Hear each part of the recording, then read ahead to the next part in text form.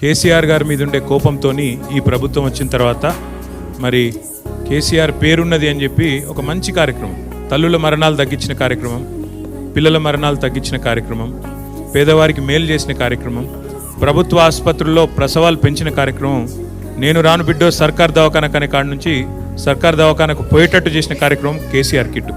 ఆ కిట్టు బంద్ చేసిండ్రు అనే బాధతో చాలామంది మాకు చెప్పడం జరిగింది. దాంతో ఈసారి అనుకున్నది ఏంటంటే, పోయిన 5 ఏళ్ళు ఏదో ఒక మంచి పని చేసుకుంటూ వచ్చినాం, ఈసారి తల్లులకు పిల్లలకు ఏదైనా మంచి చేయాలన్న ఉద్దేశంతో అందరికీ ఒక 5,000 కిట్స్ తెప్పించాం.